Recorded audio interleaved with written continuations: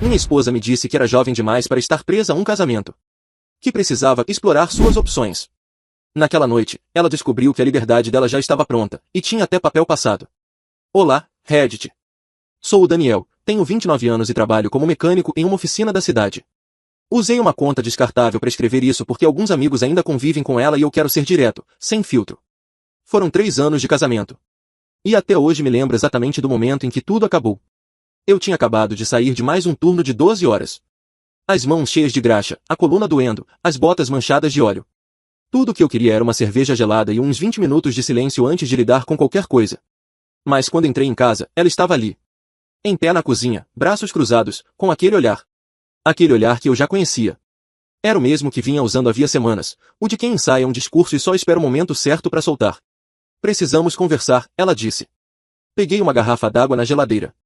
Tudo bem. Fala. Ela se mexeu, descruzou os braços, depois cruzou de novo. Ansiosa.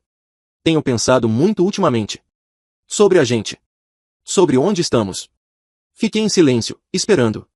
Tenho só 26 anos, continuou. A gente se casou quando eu tinha 23.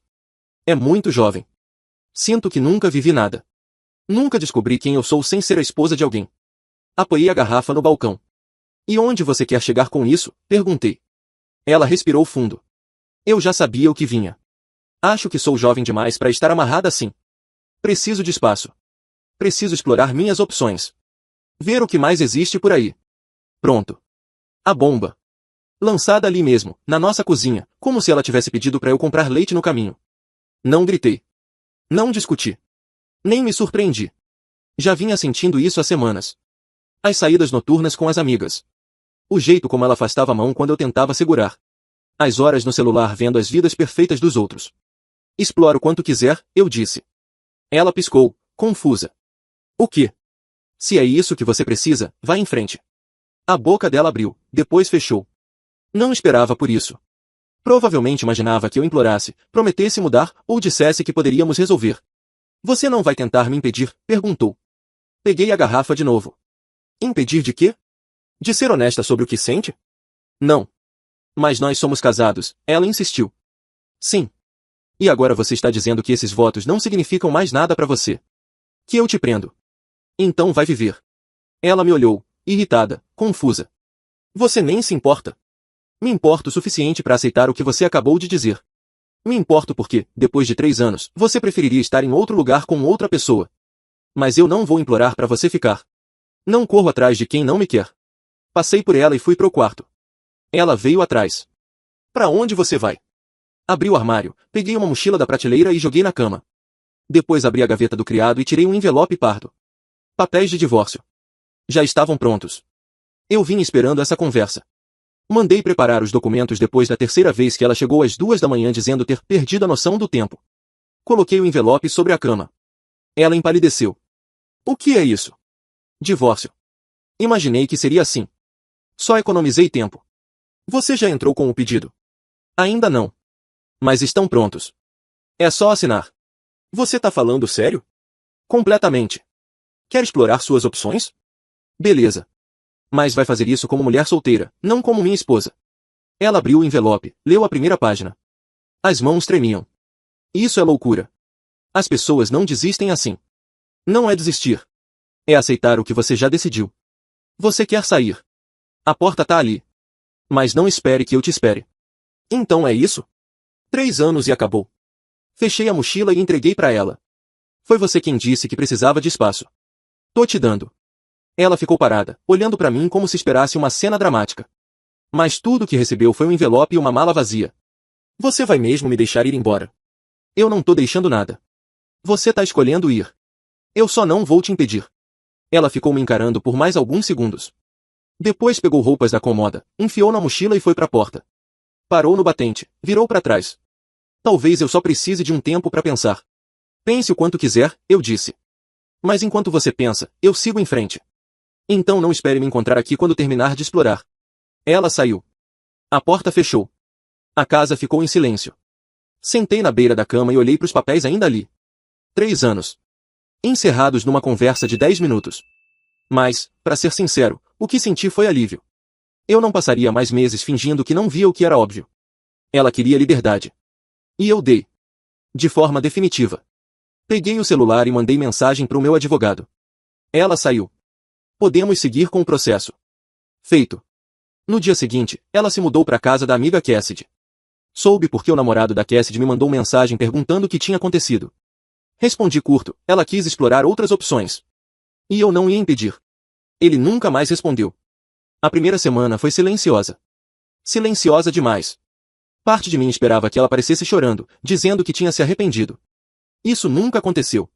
O que vieram foram mensagens de teste. Só queria saber se você tá bem.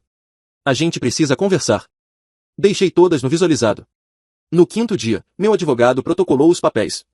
Ela foi notificada no endereço da Cassidy. Segundo o namorado dela, ficou 2 horas no telefone com a mãe depois disso, provavelmente esperando alguém dizer que eu voltaria atrás. Eu não voltei. Em vez disso, fiz algo que devia ter feito há muito tempo. Depois que ela saiu, fiz o que qualquer cara sensato faz quando o silêncio vira rotina, liguei para o meu melhor amigo. Fletcher e eu costumávamos sair todo fim de semana antes do casamento. Até ela começar a reclamar que eu passava tempo demais com os amigos e tempo de menos com ela.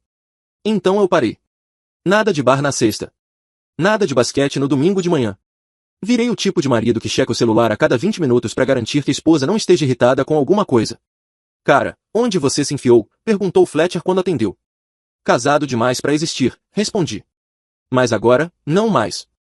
Você tá brincando. Sério. Ela saiu. Disse que precisava se encontrar, sei lá. Entreguei os papéis do divórcio. Ele riu, não de deboche, mas de pura surpresa. Você realmente fez isso? A maioria dos caras estaria afogando as mágoas numa cerveja agora. Eu não sou a maioria. Claramente. E agora?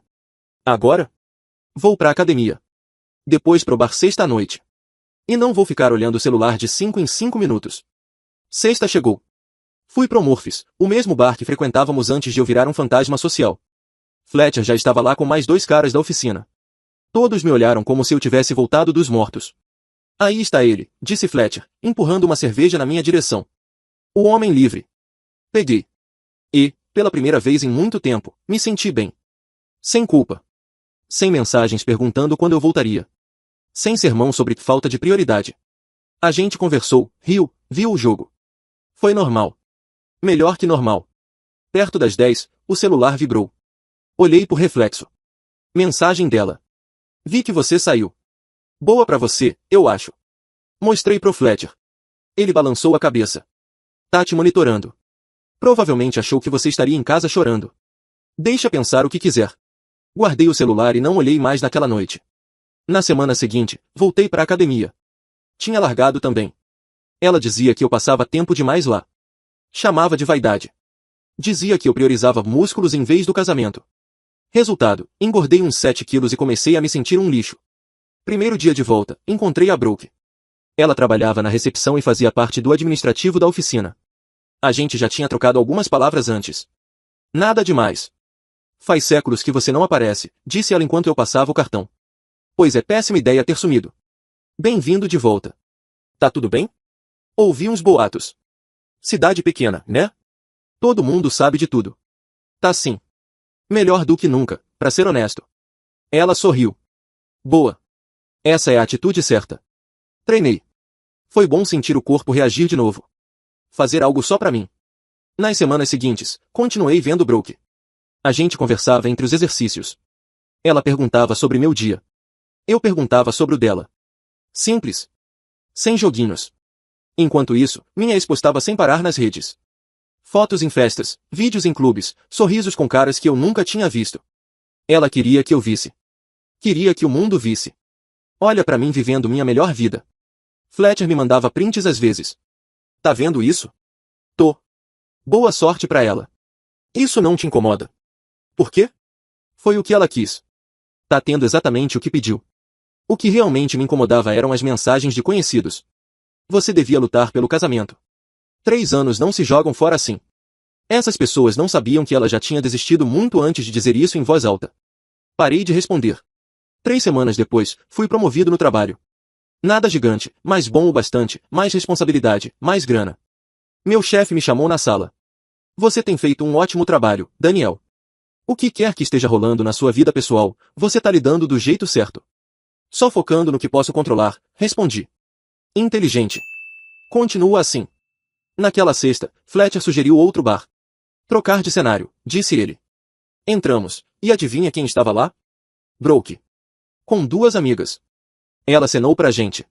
Mundo pequeno. Aparentemente. Passamos a noite conversando. Ela era engraçada, genuína, leve. Sem testes, sem ciúmes, sem discursos disfarçados. Apenas uma conversa natural com alguém que realmente gostava de estar ali. No fim da noite, ela me entregou o número. Podíamos sair um dia, fora da academia. Eu adoraria. Voltei para casa me sentindo leve. Sem drama. Sem paranoia. Só uma boa conversa com alguém sem agenda escondida. Enquanto isso, o celular vibrou de novo. Mensagem dela. A gente pode conversar? Acho que fomos rápido demais. Não respondi. Não havia mais conversa a ter. Ela fez a escolha dela. Eu fiz a minha. E, honestamente, a minha parecia cada vez melhor. 6 meses depois, minha vida era outra. Perdi o peso, tirei certificações, ganhei um bom aumento. A casa estava limpa como nunca. Engraçado, quando você não vive pisando em ovos, sobra energia para cuidar das coisas. Brooke e eu já estávamos juntos havia 4 meses. Nada apressado. Nenhum drama. Só 2 adultos curtindo o tempo juntos. Ela vinha, a gente cozinhava, via filme, conversava sobre o dia. Coisas simples, mas que pareciam mais verdadeiras do que qualquer momento do meu antigo casamento. Ela nunca cobrou, nunca provocou brigas só para testar. Era saudável. E, sinceramente, eu nem sabia o quanto isso fazia falta até experimentar. Então, numa terça-noite, o celular acendeu. Precisamos conversar.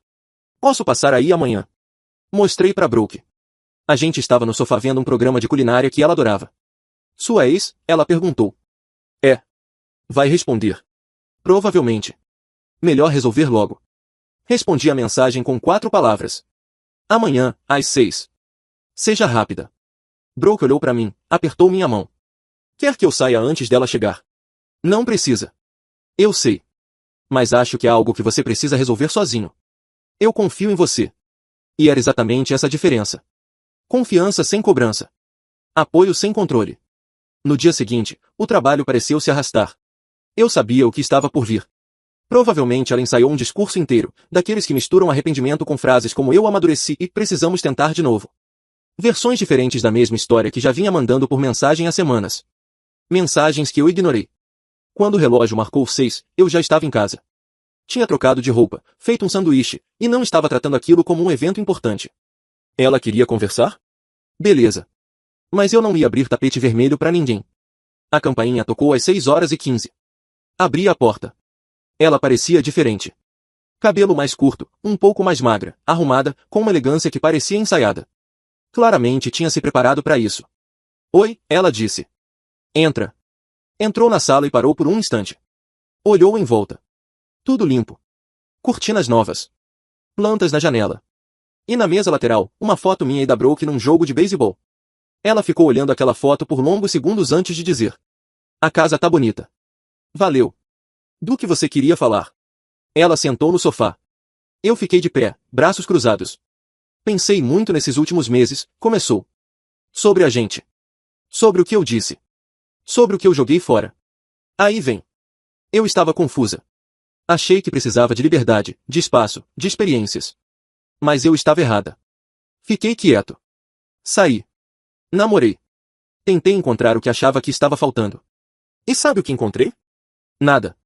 Só caras que não se importavam comigo. Que queriam uma coisa só. Que esqueciam meu aniversário.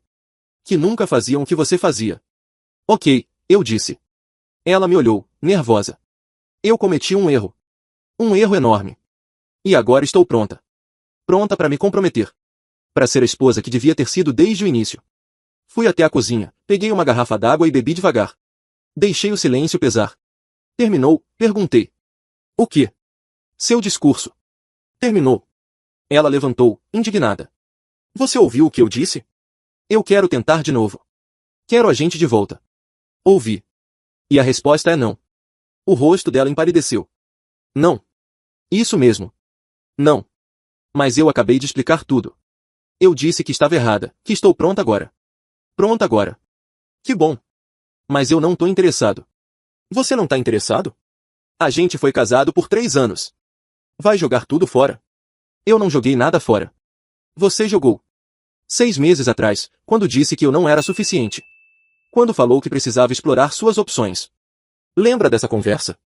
Ela deu um passo à frente. Eu estava confusa. Eu não quis dizer aquilo. Você quis, sim. E eu acreditei. Então segui em frente. Seguiu em frente.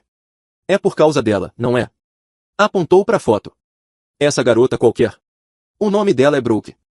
E não, ela não é qualquer. Ela é alguém que sabe o que quer.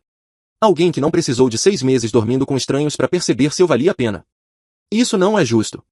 Justo? Você quer falar de justo? Você saiu de casa, postou fotos com outros caras, fez questão de esfregar na minha cara. E agora aparece aqui, 6 meses depois, achando que pode simplesmente apagar tudo porque o outro lado do muro não era tão verde quanto parecia. Ela chorava agora. Eu te amo. Eu errei, mas te amo. Você ama a ideia de não estar sozinha. Ama o fato de eu ter te tratado bem e você só percebeu o valor disso depois que perdeu. Isso não é amor. É arrependimento. Então é isso? Vai escolher ela em vez de mim? Não. Eu tô escolhendo a mim em vez de você. Tô escolhendo alguém que me respeitou desde o primeiro dia. Que não precisou me perder para me valorizar. Podemos ir pra terapia. Resolver isso. Não. Porque eu não quero. Eu tô feliz agora. Mais feliz do que fui em todo o nosso casamento. E não vou estragar isso voltando para trás. Você tá sendo cruel. Não. Só tô sendo honesto. Você queria liberdade. Eu te dei. De forma permanente. O divórcio foi finalizado mês passado. Tá feito. Legalmente. Emocionalmente. De todas as formas possíveis. Ela pegou a bolsa, enxugou as lágrimas. Você vai se arrepender disso. Não. Não vou. Ela foi até a porta, virou-se mais uma vez. Ela não vai te fazer feliz. Ela já faz. Todo dia. Porque ela me escolheu desde o começo. Não como segunda opção quando tudo o resto deu errado. Ela saiu. A porta bateu. O motor do carro roncou e sumiu na rua. Sentei de novo no sofá e mandei uma mensagem pra Brooke. Acabou. Ela foi embora. Quer vir? 3 minutos depois. Tô indo. Tô levando pizza. Sorri. Essa era a diferença. Sem drama. Sem jogo. Só pizza e alguém que realmente queria estar ali. 1 hora depois, o celular vibrou de novo. Mensagem dela. Você tá cometendo um erro enorme. Vai ver. Bloqueei o número. Não precisava mais dessa energia. Brooke chegou com pizza e aquele sorriso que parecia casa.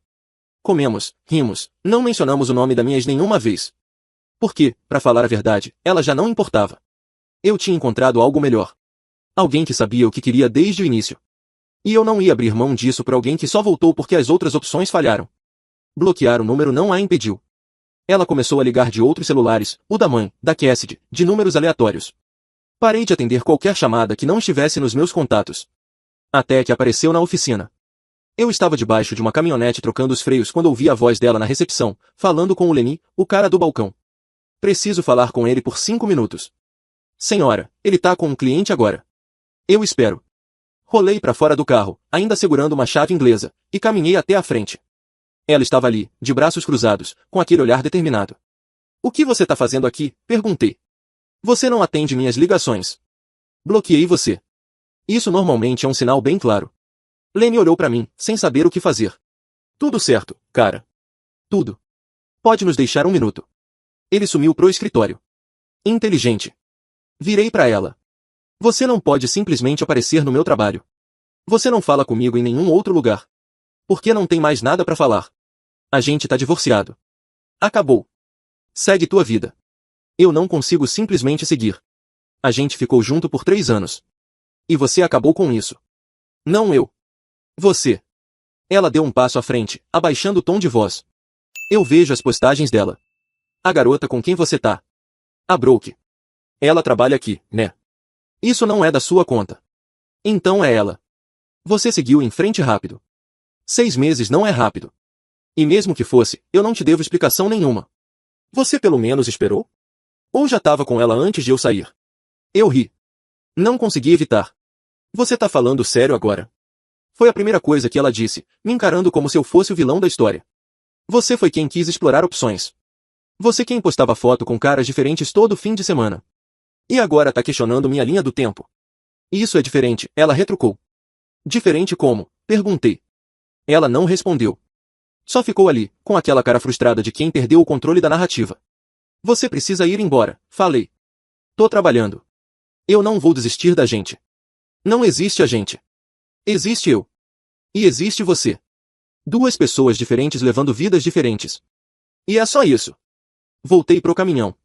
Ela ficou parada por mais 1 minuto, imóvel. Depois, finalmente saiu. Leni apareceu logo em seguida. Era sua ex. Infelizmente. Ela parece intensa. Esse é um jeito educado de dizer. Mas as visitas não pararam. Ela começou a aparecer no Murphys nas noites de sexta. Não falava comigo. Só sentava no bar, olhando. Observando. Fazendo questão de estar onde eu estava. Fletcher percebeu na segunda vez. Ela tá aqui de novo. Eu vi. Quer que eu diga alguma coisa? Não. Ela vai se cansar. Mas não cansou. Na semana seguinte, lá estava ela de novo. E na outra. Sempre sentando onde eu podia vê-la. Sempre indo embora logo depois que eu saía. Aí começaram as mensagens, de contas falsas.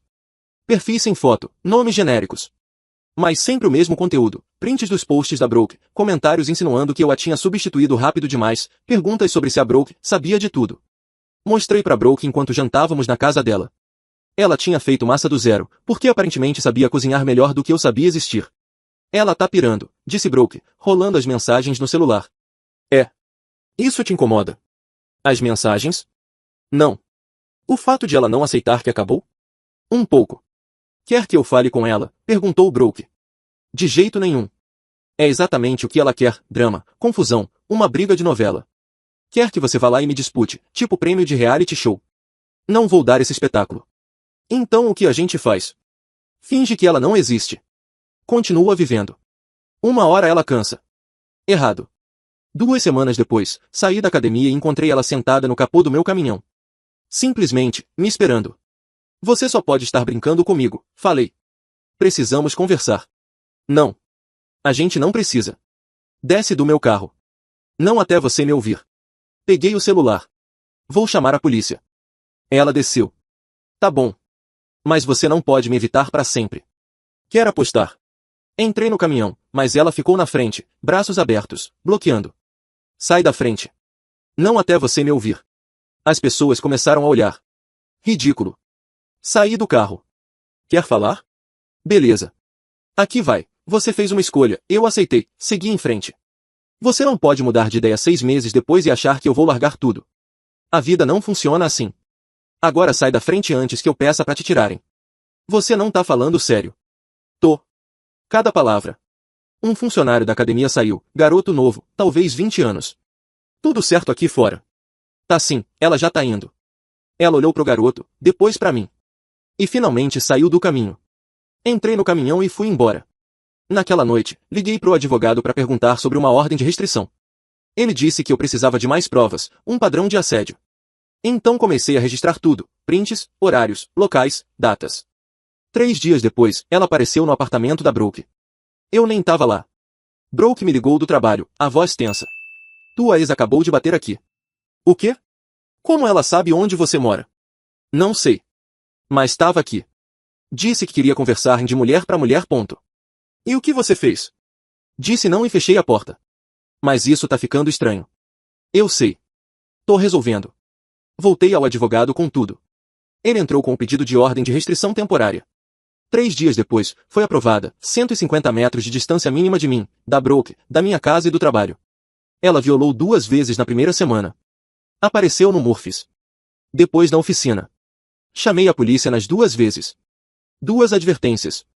Na terceira, prenderam ela.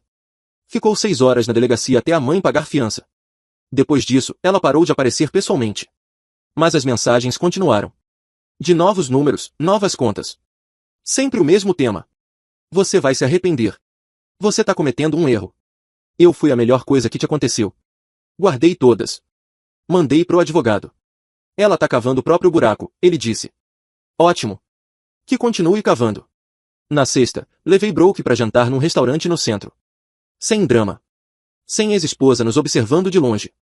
Só um jantar tranquilo com alguém que realmente fazia eu rir. Você acha que ela vai parar? Perguntou Brooke enquanto dividíamos a sobremesa. 1 hora vai. Quando entender que é sério.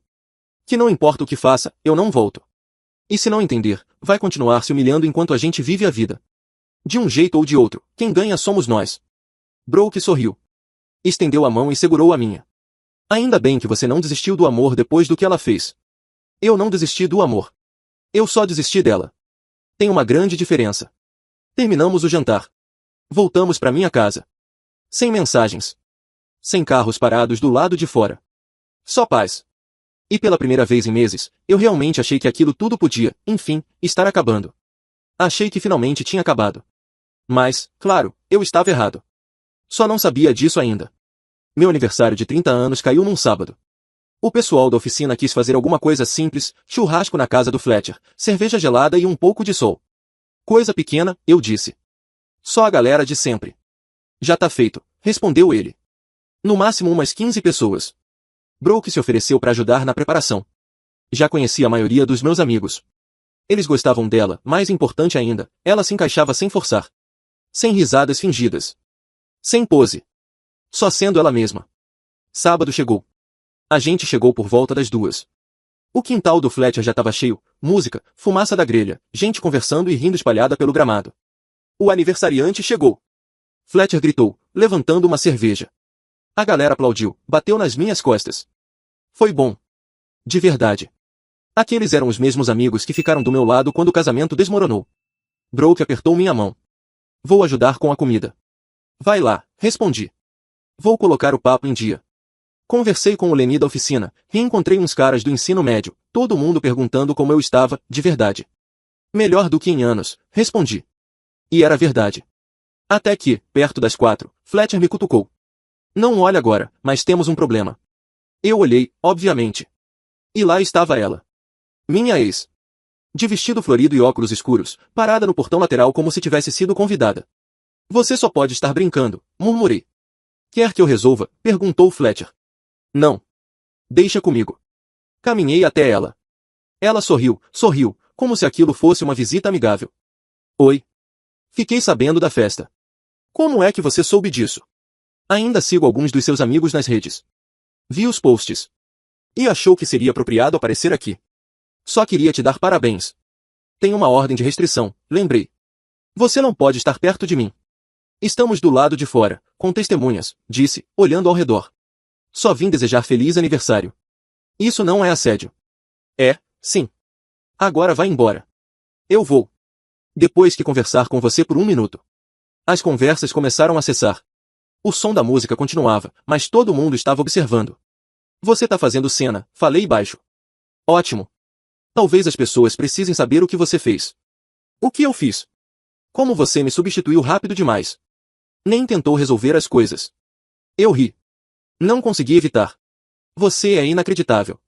Você seguiu em frente como se eu nunca tivesse importado. Você importou. Até o dia em que me disse que eu não era suficiente. Lembra? Ou vamos reescrever a história agora? Brooke apareceu ao meu lado, calma, firme. Tem algum problema aqui? Perguntou. Minha ex olhou de cima a baixo, avaliando. Então essa é a substituta. Sou a namorada dele, respondeu Brooke. E você precisa ir embora. Não tô falando com você. Pois eu tô falando com você. Ele já pediu pra você sair, mais de uma vez. Então ou você sai sozinha, ou alguém chama a polícia. Sua escolha. Minha ex virou pra mim, indignada. Você vai deixar ela falar assim comigo? Ela tá certa. Vai embora. Não até todo mundo aqui saber a verdade. Ela levantou a voz. Ele desistiu do casamento depois de 3 anos. Nem quis fazer terapia. Só me entregou os papéis e seguiu com ela, como se eu nunca tivesse existido. O quintal inteiro ficou em silêncio. Todo mundo olhando. Fletcher deu um passo à frente.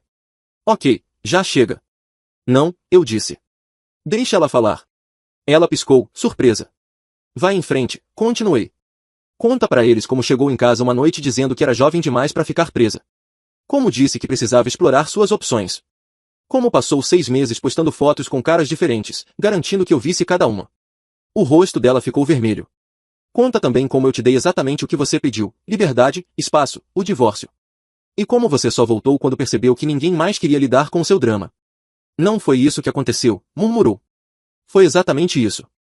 E todo mundo aqui sabe, porque eu nunca menti. Nunca falei mal de você. Só disse a verdade quando perguntaram. Olhei em volta. Todos atentos. Ela me disse que eu não era suficiente. Eu acreditei. Segui em frente. Agora ela não suporta o fato de que eu tô feliz. Então aparece no meu trabalho, na academia, no bar, em qualquer lugar onde ache que pode me encontrar. Viola uma ordem judicial, é presa, e ainda assim não entende que acabou. Virei para ela. Você quis liberdade. Te dei. Quis ver o que tinha lá fora. Viu? E aparentemente não era tão bom quanto o que tinha. Mas esse não é mais o meu problema. Você fez sua escolha. Agora vive com ela. Ela chorava. Rímel escorrendo, mãos trêmulas. Eu errei, disse baixinho. E não dá para desfazer. A namorada do Fletcher apareceu com o celular. Quer que eu chame a polícia? Chama, respondi. Minha ex olhou ao redor. Todo mundo encarando. Exatamente a plateia que ela queria. Mas não a reação que esperava. Você vai se arrepender, disse. Não. Mas você vai.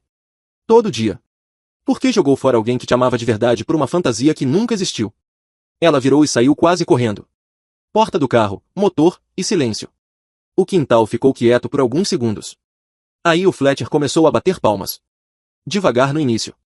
Logo, todo mundo acompanhou. Demorou, mas alguém finalmente colocou ela no lugar, ele disse. Brooke me abraçou pela cintura. Tudo bem? Tô ótimo. Melhor do que ótimo. A música voltou, o riso voltou. Em 20 minutos, era como se nada tivesse acontecido. Mas tinha. E todo mundo ali viu quem ela realmente era. Não a vítima que tentava parecer. Mas alguém capaz de lidar com as próprias escolhas. Mais tarde, já em casa, Brooke encostou em mim no sofá. Foi intenso. Foi. Acha que agora ela te deixa em paz? Espero. Mas se não deixar, pelo menos agora todo mundo sabe a verdade.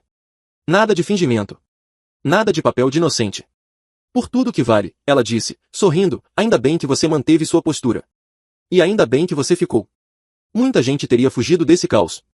Eu não sou muita gente. Não. Você não é. Meu celular vibrou. Número desconhecido. Ignorei. Quem quer que fosse podia esperar. Porque ali, sentado com alguém que realmente queria estar comigo. Eu já tinha tudo o que precisava. E não ia deixar ninguém. Nem ela. Nem mais ninguém. Estragar isso. 3 semanas se passaram. 3 semanas de silêncio. Sem mensagens. Sem visitas inesperadas. Paz, finalmente. Sem drama. Eu quase tinha esquecido como era viver assim. Até que os pais dela ligaram. Eu não falava com eles desde o divórcio. Gente boa, de verdade. O pai dela tinha me ajudado a consertar meu primeiro carro quando ainda estávamos namorando. A mãe sempre fazia comida a mais nas festas de fim de ano, sabendo que eu ia parecer faminto depois do trabalho. Queremos conversar com você, disse o pai dela no telefone. Sobre nossa filha. Não tem nada para conversar. Por favor. Só 30 minutos. A gente vai até você. Aceitei. Mais por respeito a eles do que por ela. Domingo de manhã, eles apareceram, os dois. E, claro, ela também.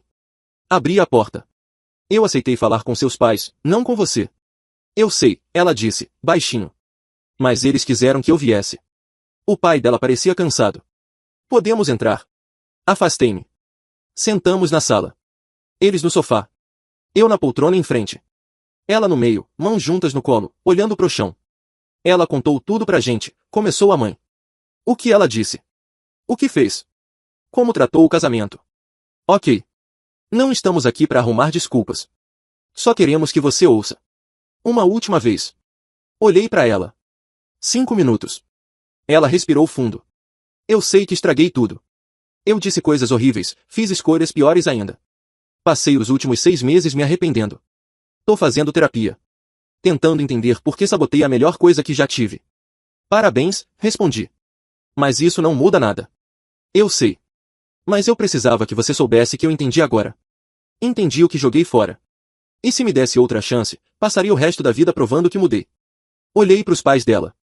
Eles me observavam, esperando, torcendo. Vou ser sincero com vocês, falei, encarando o pai dela. Eu amei sua filha. De verdade. Mas no momento em que ela me disse que eu não era suficiente, algo quebrou. Não meu coração. Meu respeito. Porque quem ama não pede permissão para ver se consegue coisa melhor. A mãe dela enxugou os olhos. Ela não cometeu um erro. Ela fez uma escolha. Uma escolha calculada, testar o que mais existia por aí, mantendo-me como plano B. E quando nada deu certo, ela voltou achando que eu estaria esperando. Virei para ela. Mas eu não estava. Eu estava me curando. Seguindo em frente. Construindo uma vida com alguém que soube desde o primeiro dia que eu era o suficiente. Alguém que não precisou me perder para me valorizar. Você tá noivo dela, né? Perguntou a mãe dela, em voz baixa. Assenti. Pedi ela em casamento semana passada. Ela disse sim. O rosto da minha ex desmoronou. As lágrimas vieram de novo. A mãe passou o braço pelos ombros dela. Sinto muito, falei pros pais. Eu sei que não é o que vocês queriam ouvir. Mas eu não posso voltar atrás. Por ninguém. O pai dela se levantou. Estendeu a mão. Eu entendo. Não gosto, mas entendo. Você merece ser feliz. Apertei a mão dele. A mãe se levantou também. Me dá um abraço. Cuida de você. Pode deixar. Por último, ela se levantou. Olhos vermelhos. Espero que ela te faça feliz. Ela faz. Todos os dias. Por que me escolheu? Não como segunda opção. Não depois de experimentar o resto. Só eu. Desde o começo. Eles foram embora. Os três. A porta se fechou. A casa ficou silenciosa de novo. Peguei o celular. Mandei mensagem para Brooke. Acabou. De verdade, dessa vez. A resposta veio na hora. Tô indo. Levo o café. 20 minutos depois, ela chegou com 2 copos do café que sempre gostava de comprar. Sentou ao meu lado no sofá. Não perguntou nada. Só ficou ali. Presente. Tranquila. Seus pais apareceram, falei, depois de um tempo. E eu disse a verdade. Que tô noivo. Que não volto atrás. Que acabou. Ela sorriu. Bom. É. Bom. Meu celular ficou quieto o resto do dia. Sem chamadas. Sem mensagens. Sem tentativas de última hora. Só silêncio. E paz. Uma semana depois, encontrei ela no Target. Linha do caixa. Nos vimos. Trocamos olhares por uns 2 segundos. Depois ela desviou. Pagou as compras. Saiu. Sem cena. Sem lágrimas. Sem nada. Apenas 2 estranhos que um dia se conheceram. E era exatamente isso que tínhamos nos tornado. Voltei para casa. Para Brooke. Para a vida que a gente estava construindo. Para alguém que nunca me fez duvidar do meu valor. Minha ex queria liberdade para explorar as opções. Conseguiu. E eu consegui algo melhor. Alguém que soube o que queria desde o primeiro dia. A mim. Esse é o meu desabafo, Reddit. Se você gostou desse vídeo, não esqueça de deixar o like, se inscrever no canal e ativar o sininho para não perder nenhuma novidade. Seu apoio faz toda a diferença, não esqueça de clicar no hypar para ajudar o canal a crescer. Até o próximo vídeo, obrigado por assistir. Minha esposa riu e disse que eu era pobre demais para deixá-la. Então eu congelei os cartões dela, vendi a casa e assisti enquanto ela implorava ao amante para pagar o aluguel. Mas o meu último movimento fez ela se arrepender de cada palavra. Olha, eu nunca achei que seria o tipo de cara que viria desabafar aqui, mas depois do que aconteceu, eu preciso tirar isso do peito. Talvez alguns de vocês já tenham passado pelo que eu passei. Talvez percebam os sinais que eu ignorei por tempo demais. Sou o Eric, tenho 34 anos, e até pouco tempo atrás, era casado com a Finley. 7 anos de um relacionamento que eu achava sólido.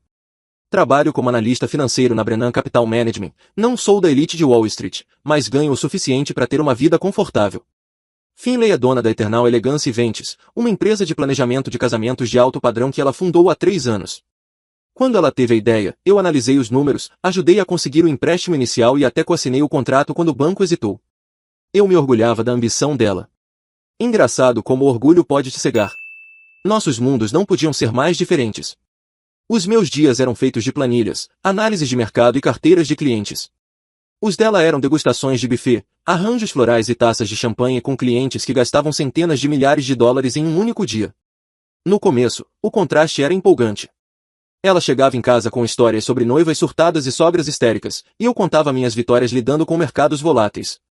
A gente se equilibrava, ou era o que eu dizia para mim mesmo. O desrespeito começou pequeno. Comentários em jantares com amigos. O Eric acha empolgante encontrar um erro de cálculo, ela dizia, arrancando risadas das amigas do ramo de eventos. Eu forçava um sorriso, fingia que estava tudo bem. Brincadeiras inofensivas, certo? Até que começou a piorar. Em eventos de networking, ela me apresentava assim, meu marido, ele faz alguma coisa com números, sinceramente, nunca entendo direito, mas pelo menos paga as contas. O jeito como ela balançava a mão, como se fosse algo trivial. O olhar de pena que os colegas dela me lançavam, tentando esconder o riso. Mas 3 semanas atrás, ela ultrapassou um limite que eu nem sabia que existia. Foi durante a exposição anual de casamentos no Hotel Conrad. Evento de gala, traje preto, entrada apenas por convite, o tipo de ocasião onde contratos milionários são fechados entre taças de champanhe. Finlay estava obcecada com esse evento há meses. Queria conquistar uma cliente específica, uma herdeira do ramo farmacêutico, filha de um magnata das substâncias genéricas. Esse contrato garantiria o futuro da empresa dela pelos próximos 2 anos. Eu vesti meu melhor terno, ensaiei conversa fiada no espelho e até pesquisei as novas tendências de casamentos para não passar vergonha. Quando chegamos, ela se afastou de mim quase imediatamente, circulando o salão enquanto eu buscava bebidas no bar. Foi aí que eu vi. Finlay estava conversando com um grupo de investidores, entre eles Leo Volkov, um figurão do setor imobiliário que vinha indicando clientes para ela. Ela estava apresentando os planos de expansão quando um deles perguntou sobre o apoio financeiro do negócio. Ah, isso é até engraçado, ela respondeu alto o suficiente para metade do salão ouvir. Meu marido, o Eric, está por aí em algum lugar. Ele acha que ajuda com as planilhazinhas e projeções dele. É uma gracinha, de verdade. Ele trata meu negócio como se fosse uma das carteiras chatas dele. Ontem mesmo tentou me explicar juros compostos, como se eu estivesse administrando uma poupança e não um império. O grupo caiu na risada. E ela continuou. Entre nós? Ele é bom com números, mas não entende nada de sucesso de verdade.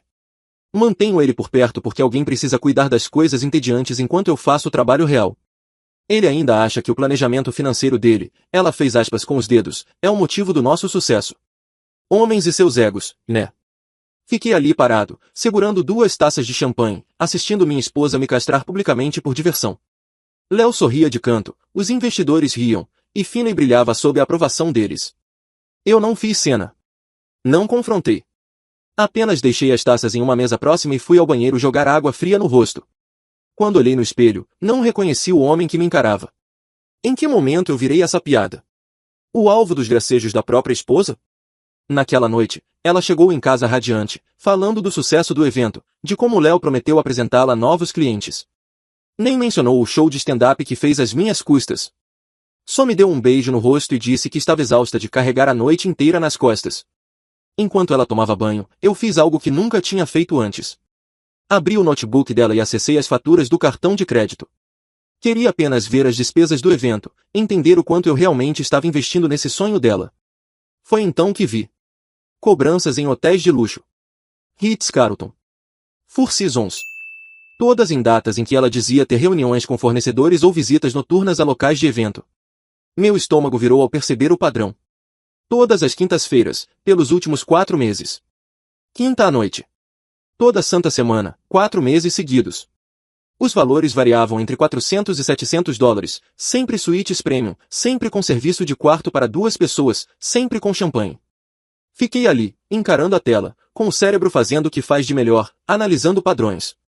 O analista dentro de mim assumiu o controle, abafando o marido que só queria vomitar. Peguei meu próprio laptop e comecei uma planilha.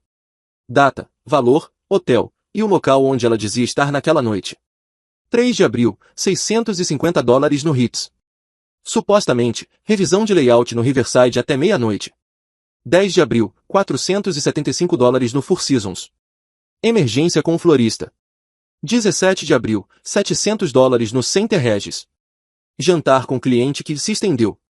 As mentiras estavam todas ali, em preto e branco, organizadas em colunas perfeitas, um demonstrativo de lucros e perdas do meu casamento. Mas eu precisava de mais que faturas. Se era para fazer isso, eu faria direito. Na minha firma, eu conhecia um consultor de segurança chamado Ray, que às vezes ajudava em investigações corporativas. Cara discreto, ex-FBI. Liguei para ele na manhã seguinte, do carro. Preciso que siga alguém, eu disse. E preciso de documentação completa. Ray não fez perguntas além das necessárias.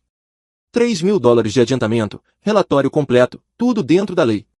Paguei com dinheiro da minha conta de investimentos pessoal, uma que Finlay nem sabia que existia.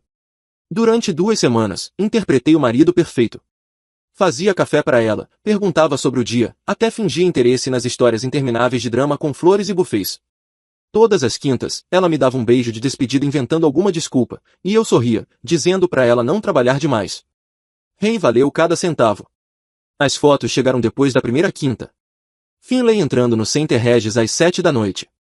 15 minutos depois, Léo Volkov aparecendo. O mesmo Léo do evento, o mesmo sorriso arrogante enquanto ela me humilhava. Às 11, novas fotos, os dois saindo juntos, ela rindo com a mão no peito dele. Na quinta seguinte, Ray superou as expectativas. Conseguiu fotos deles no bar do hotel antes de subirem, ela usando um vestido que eu nunca tinha visto. Eles nem se davam ao trabalho de esconder. O jeito como ela o olhava, eu nunca tinha visto aquele olhar nem quando a gente namorava. Mas Ray descobriu algo ainda maior. Sua esposa e o tal do Volkov, ele disse no nosso terceiro encontro, deslizando uma pasta sobre a mesa, não estão só tendo um caso. Eles têm negócios juntos. Dentro da pasta estavam os documentos de constituição de uma nova empresa, Volkov Associates Premium Events. Finlay estava listada como diretora criativa, Léo como CEO. A data de registro? 2 meses atrás. Tem mais, continuou o Rei. Ele me mostrou e-mails impressos entre eles, obtidos por meio de documentos públicos de um processo anterior de Léo, onde seus hábitos de comunicação estavam bem documentados. Eles planejavam roubar os maiores clientes da Finlay, transferi-los para a nova empresa e depois fechar a Eternal Elegance Events. O golpe? Como eu era o fiador dos empréstimos comerciais, ficaria responsável por toda a dívida enquanto ela saía limpa da história. Fiquei ali, no escritório de Ray, encarando a prova de que minha esposa não estava apenas me traindo, ela estava planejando me arruinar financeiramente. Quer que eu continue com a vigilância? Perguntou o Ray. Mais uma semana, respondi. Preciso saber o cronograma deles.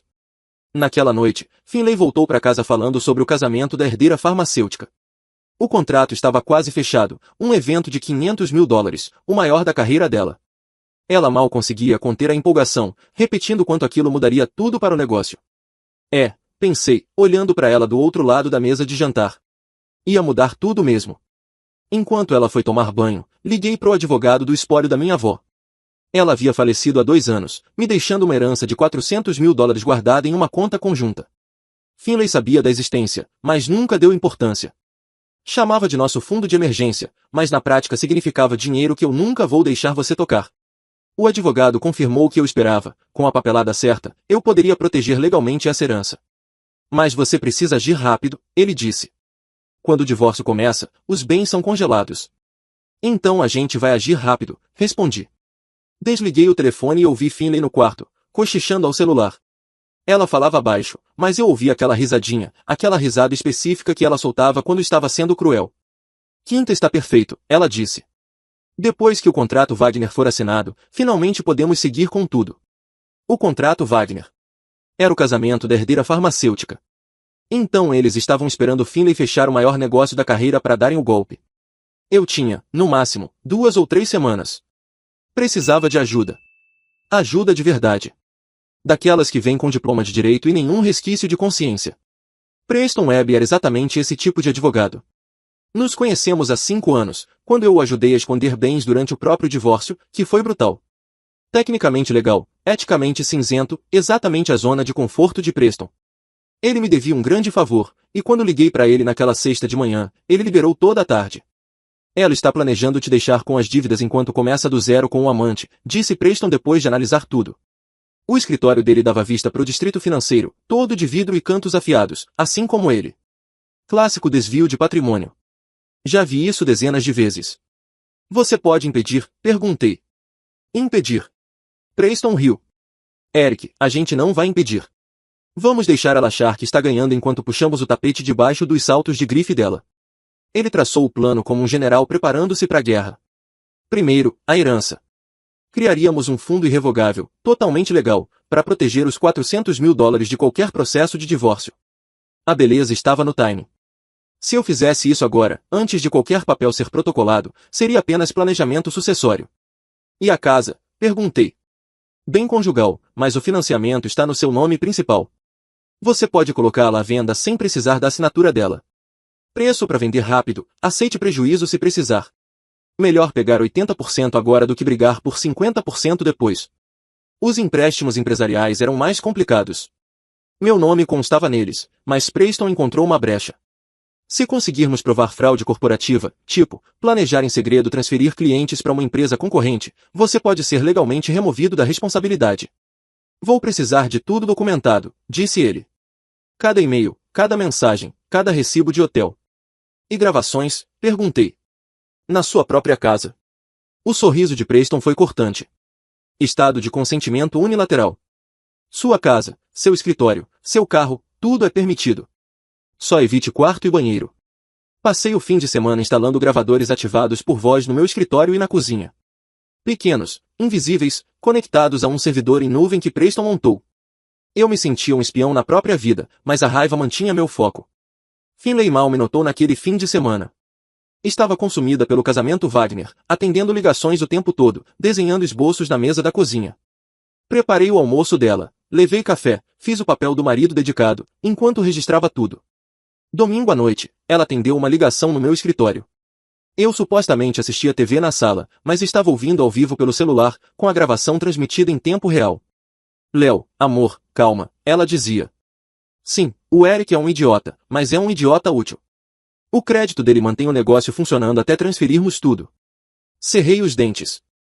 Não, ele não desconfia de nada. Quinta passada ele ainda perguntou se eu precisava de ajuda na apresentação do Wagner. Consegue imaginar? Ela riu. Ele tentando conversar com gente sofisticada sobre escolhas estéticas. A voz de Léo saiu abafada, mas deu para ouvir ele rindo. Mais 3 semanas, Max, continuou Finlay. O casamento Wagner é em 18 dias. Assim que o pagamento cair, fazemos a transferência. A cláusula de não concorrência da Eternal Elegance não se aplica se a empresa declarar falência. O que vai acontecer quando o Eric ficar preso com as dívidas? E o dinheiro da avó dele? Perguntou Léo, mais nítido agora. Ele não toca naquilo sem minha permissão. Covarde demais. Além disso, está em conta conjunta. Posso acessar se for preciso. Sorri, com ironia. Ela não fazia ideia de que o dinheiro já estava em movimento, os papéis do fundo já assinados. Na segunda de manhã, me encontrei de novo com Preston. Ele já tinha tudo pronto. O fundo estava ativo, o anúncio da casa publicado, novas contas abertas em 3 bancos diferentes. Agendamos tudo pro dia do casamento Wagner. Por que esperar? Perguntei. Porque é quando ela vai estar mais vulnerável. Mais distraída. E mais exposta. O olhar de Preston era predatório. O maior triunfo dela vai se tornar sua maior humilhação. E com toda aquela elite assistindo, a notícia vai se espalhar mais rápido que fogo. Voltei para casa naquela noite e encontrei Finlay no quarto, experimentando um vestido novo. Pro casamento Wagner, disse ela, girando diante do espelho. O que acha? Lindo, respondi, e eu realmente achava. Seria perfeito para o que estava por vir. Ela sorriu e me beijou no rosto. Ah, talvez eu precise ficar até tarde no local quinta-feira. O Sr. Volkov vai trazer alguns investidores internacionais para ver o nosso trabalho. Claro, eu disse. O que você precisar?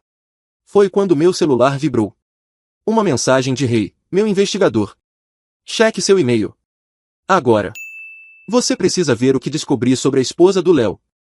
Me desculpei, fui ao banheiro e abri o e-mail. Só o assunto já fez meu coração acelerar. Esposa de Léo, juiz Elaine Volkov, Tribunal Superior. A mensagem era curta, mas devastadora. Juiz Elaine Volkov, nomeada há 3 anos, conhecida por suas sentenças duras em casos de divórcio. A ironia era perfeita.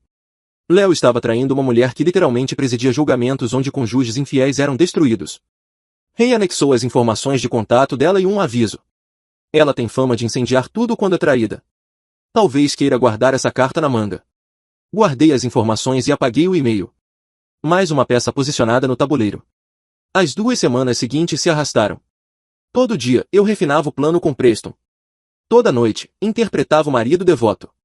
E todas as quintas, observava Finlay sair para as reuniões enquanto eu ficava em casa, preparando-me para a guerra. A manhã do casamento Wagner chegou.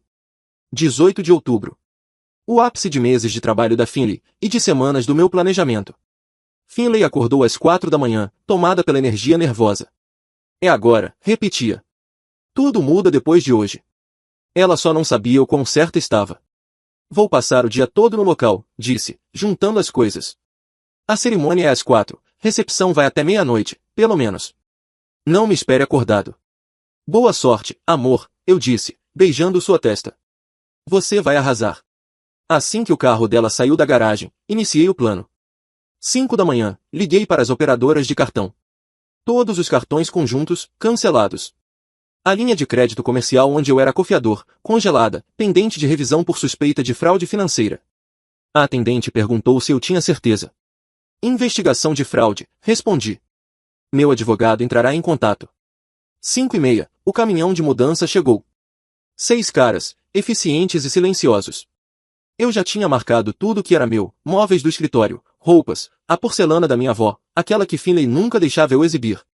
90 minutos depois, tudo estava empacotado e carregado.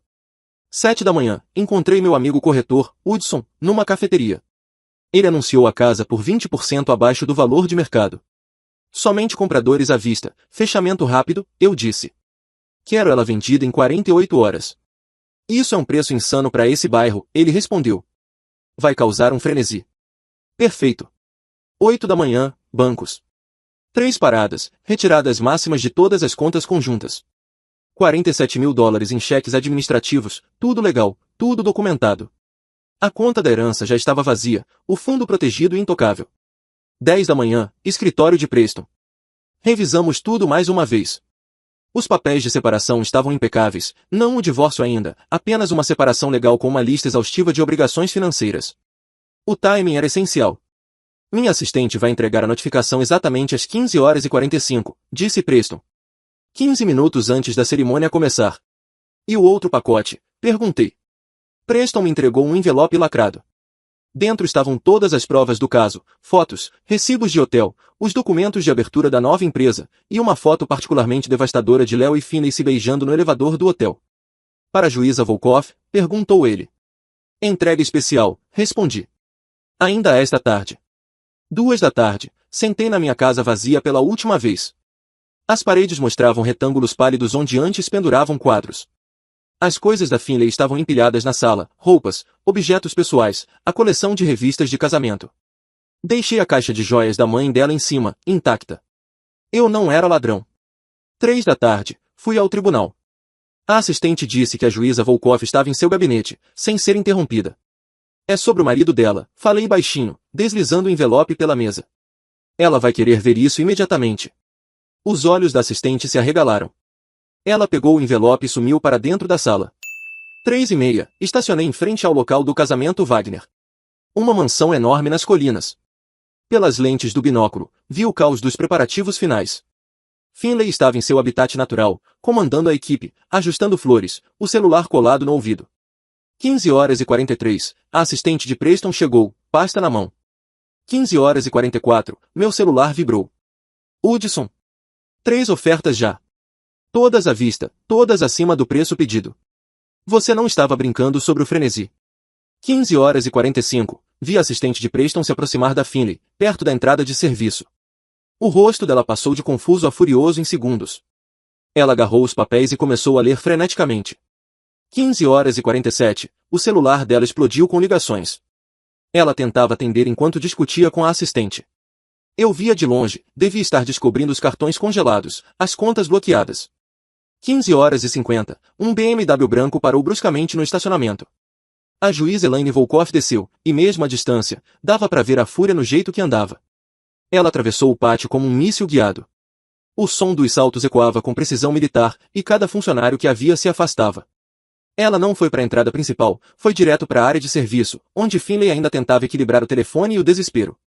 Não dava para ouvir do carro, mas não precisava. A linguagem corporal dizia tudo.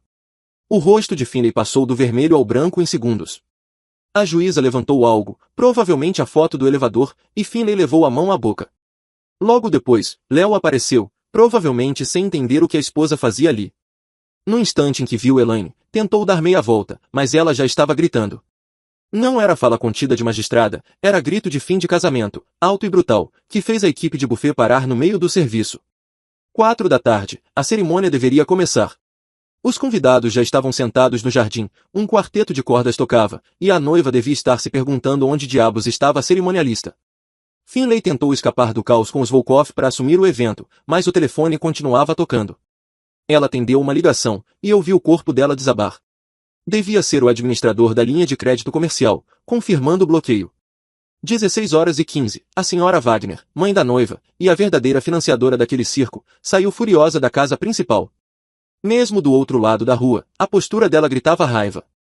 Marchou direto na direção de Finlay, que agora tentava lidar com 3 desastres ao mesmo tempo. Meu telefone tocou. Preston.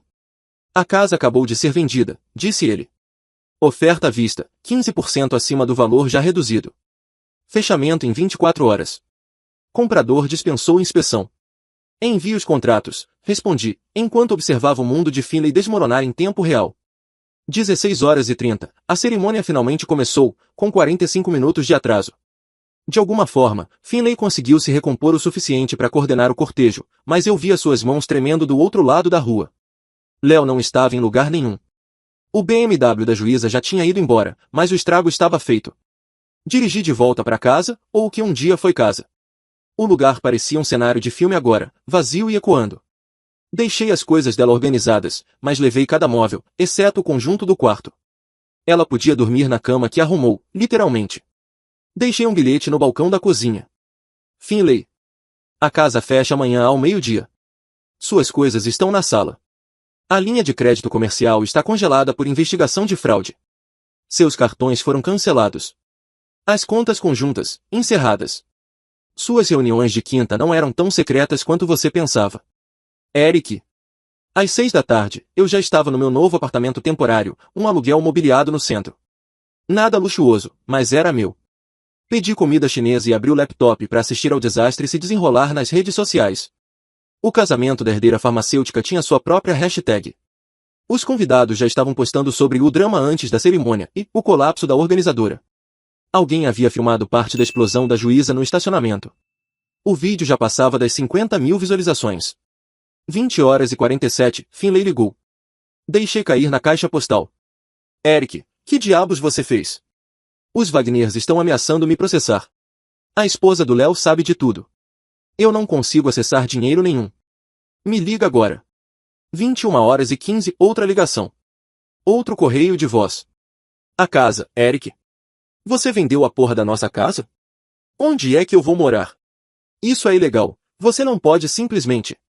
A mensagem foi cortada pelo limite. 22h30. Uma mensagem de um número desconhecido. Era o Léo. Você destruiu o meu casamento. Minha esposa congelou nossas contas. Isso não acabou. Fiz uma captura de tela e mandei para Preston. Prova era prova. 23h, Finlay de novo, dessa vez chorando. Por favor, Eric. Estou no local do evento. Os Wagner se recusam a pagar porque a cerimônia atrasou. Eles disseram que eu quebrei o contrato. Não tenho como pagar os fornecedores. Meu carro não liga. Acho que você cancelou o cartão do pagamento. Por favor. Só me liga. Desliguei o celular e fui dormir no meu apartamento vazio, em lençóis comprados com meu próprio dinheiro, num espaço onde ninguém nunca mais iria zombar de mim. Na manhã seguinte, acordei com 47 chamadas perdidas. Mas foi o e-mail de Preston que me fez sorrir. Os Wagners estão processando a Eternal Elegance Events por quebra de contrato. Estão pedindo $500 mil em indenização. Além disso, a juíza Volkoff deu entrada no divórcio e solicitou congelamento emergencial de todos os bens do Léo. Ele foi removido de 3 projetos de desenvolvimento, pendente de investigação. Então veio a batida na porta. Olhei pelo olho mágico esperando ver Finlay, mas era um oficial de justiça. Mais papéis. Abri a porta e aceitei com um sorriso. Finlay estava tentando entrar com uma liminar de emergência para impedir a venda da casa. Tarde demais. O fechamento seria dali a 3 horas. Preston me ligou enquanto eu lia os documentos. Juiz Morrison rejeitou o pedido de liminar dela. Aparentemente, a juíza Volkoff teve algumas palavras bem escolhidas sobre sua esposa durante o próprio processo. O mundo jurídico é pequeno, Eric. E os empréstimos da empresa? Notícia linda. Como Finlay registrou a nova empresa com o Léo enquanto ainda operava a Eternal Elegance, isso constitui fraude corporativa. Você está isento de toda a dívida gerada após essa data. O banco vai atrás dela agora, pessoalmente. 3 semanas se passaram. Eu já estava instalado na minha nova cobertura. Sim, fiz upgrade do apartamento temporário assim que o dinheiro da casa caiu. Descobri que, quando você não está bancando o estilo de vida de champanhe de outra pessoa nem pagando por quartos de hotel que não usa, o dinheiro cresce rápido. Meu telefone estava deliciosamente silencioso há dias quando uma mensagem da Finlay apareceu. Apenas um endereço e a frase, podemos conversar. Era uma cafeteria no distrito artístico. Nada no estilo dela, sem manobrista, sem cafés instagramáveis. Pensei em ignorar, mas a curiosidade venceu. Ela estava sentada num canto, e por um segundo, eu nem a reconheci. Sumiram as roupas de grife e a maquiagem impecável. Usava jeans, um suéter simples, o cabelo preso num rabo de cavalo. Parecia exausta. Eric, começou quando me sentei. Finley. Estou trabalhando na Graceful Occasions agora. Como assistente. Tentou rir, mas soou amargo. Me contrataram porque conheço todos os fornecedores. Irônico, já que nenhum deles quer trabalhar diretamente comigo. Fiquei em silêncio. Os Wagners me destruíram. O processo, fizeram questão de espalhar tudo o que aconteceu. Léo sumiu completamente. A esposa dele levou tudo, e ele me culpou. Disse que eu que o persegui. Ela olhou pro café. Perdi o negócio, a reputação, tudo. Você perdeu essas coisas por causa das suas escolhas, respondi simplesmente. Eu sei. Pela primeira vez, sem desvio, sem culpar ninguém. Estou morando com minha prima. Apartamento de um cômodo. Pego o ônibus pro trabalho. Ela puxou o celular e me mostrou o aplicativo do banco. $247 na conta. Não estou pedindo dinheiro, disse rápido. Eu só queria que você soubesse que eu entendo agora. O que fiz com você? Como te tratei? Às quintas-feiras, as piadas, planejar te deixar com as dívidas enquanto eu recomeçava com ele. Você entende por que está passando por consequências, eu disse. Não porque teve uma epifania moral. Ela sentiu devagar. Talvez. Mas entendo que você nunca foi a piada que eu fiz parecer. Você era a única coisa verdadeira no meu mundo falso. E eu joguei isso fora por um homem que me usava para se vingar da esposa, e por clientes que me abandonaram assim que virei um incômodo. Levantei-me. Boa sorte no emprego de assistente, Finley. Espera, disse ela. Como você soube? Sobre o Léo? Os hotéis. Sou bom com planilhas, lembra? Padrões, análise de dados, projeção de tendências. Todas aquelas coisas chatas das quais você zombava. Peguei o celular e mostrei uma foto da vista da cobertura. Aparentemente, essas habilidades rendem juros com o tempo. Assim como os investimentos. O rosto dela se desfez. Essa é a Jefferson Tower. Essas coberturas são fora do seu alcance agora? É. Guardei o celular. Mas você acertou em uma coisa. Aquele casamento Wagner realmente mudou tudo. Só não da forma que você imaginava. Deixei-a lá, com café de $4 que provavelmente nem podia pagar. 6 meses depois, encontrei Finley num supermercado. Ela comparava preços de macarrão, marca genérica numa mão, marca famosa na outra. Quando me viu, congelou. Eu empurrava um carrinho cheio do que quisesse, incluindo uma garrafa de vinho de $200 para um encontro naquela noite. Eric, ela disse suavemente. Assenti e continuei andando. Meu celular vibrou quando cheguei ao caixa. Uma mensagem de voz da Finley. Deletei sem ouvir e paguei minhas compras. Lá fora, o sol se punha sobre a cidade. Coloquei as sacolas no meu novo Tesla e segui para minha cobertura, onde ninguém jamais chamaria meu sucesso de entediante de novo. Vingança nem sempre vem em grandes gestos. Às vezes, é simplesmente viver bem enquanto eles aprendem o que perderam. E o juro dessa lição? Ele cresce um pouquinho mais a cada dia. Se você gostou desta história, não esqueça de hypar, dar o like, se inscrever no canal, compartilhar para os amigos, ativar o sininho e responder nos comentários de onde está vendo essa história. Seu apoio faz toda a diferença para o canal crescer. Muito obrigado por assistir.